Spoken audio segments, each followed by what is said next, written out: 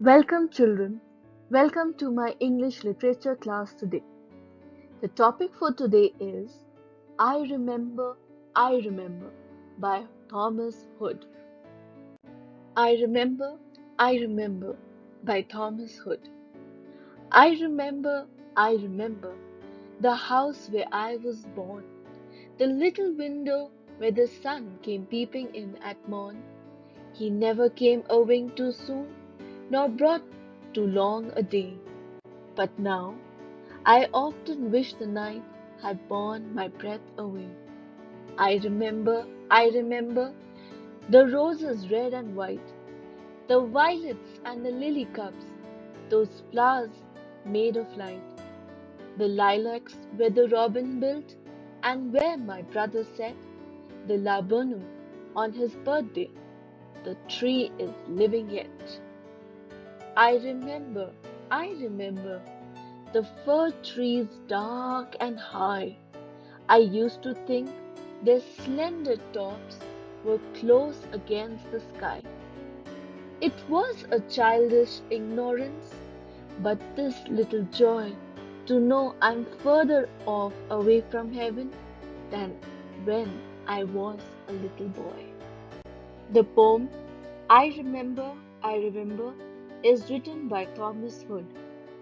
He was a British author, poet, who is also known for his comic writings. His most famous poems are The Song of the Shirt and The Bridge of the Silence. In this poem, the poet discusses through the speaker the joy and happiness of childhood. The speaker is sad and thinks about his childhood memories and wishes to go back to the days he left behind. The poem in the first person and is in four stanzas.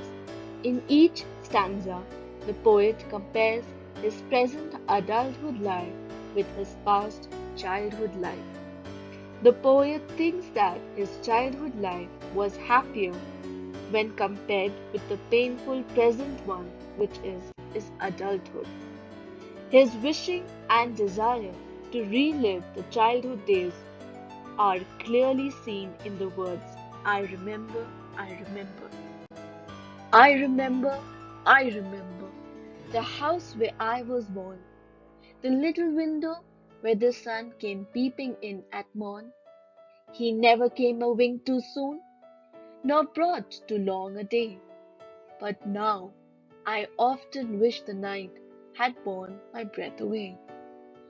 In this stanza, the poet talks about the house where he was born.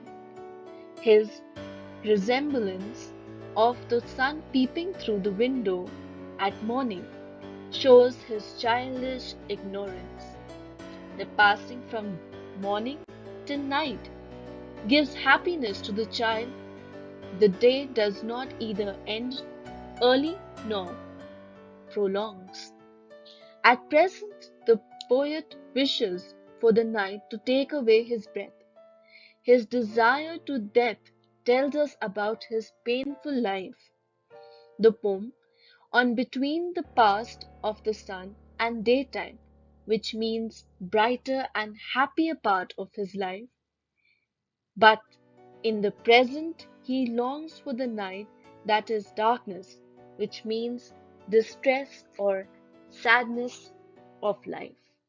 I remember the roses red and white, the violets and the lily cups, those flowers made of light, the lilacs where the robin built, and where my brother sat, the laburnum on his birthday. The tree is living yet. The poet moves from his house into the garden. In the second stanza, in the garden, as a child, the poet looked at the varieties of flowers, like red and white roses, violet lilies, and the lilac. He believed that those flowers are heavenly blessed flowers. Later, he talks about the laburnum, which his brother had planted on his birthday. The line, The tree is living yet might convey two meanings. The first one is the person who has planted it, that is, his brother, is no more, whereas the tree is still living. The second one is the tree is living and growing, but the poet is decaying or dying. Out here, the meaning of laburnum is a small tree with a group of small yellow flowers. I remember the fir trees dark and high. I used to think their slender tops were close against the sky.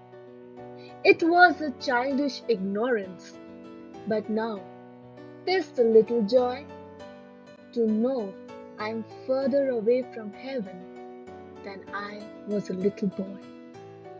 In this stanza, the poet opposite the child close relationship with heaven with the rational knowledge of the grown-ups who lost faith on spirituality. During his childhood days, he imagined that the top of the dark and huge fir tree was close to the heaven. At present, he understood it was a childish ignorance. With such ignorance, he lived happily in the past. Now, the rational mind gives him no joy, but makes him to feel that the heaven is a long distance from him to reach. The poet, looking at the past with regret, gives him the impression that the present, his adulthood, is painful. The title of the poem tells us the act of remembering. The frequent usage of the word remember in the poem tells us the dominant motive of the poem, that is, recollection of his past. The poet wants to relive his childhood, but the regret of not reliving that time again makes him ache with the pain, and knowing that his adulthood is painful, and he wishes and knows that it is his end of time. With this, children, we come to the end of the poem and the explanation of its same. I hope you have understood the poem and been able to enjoy your childhood time as you've been given. See you in the next class, children. Thank you.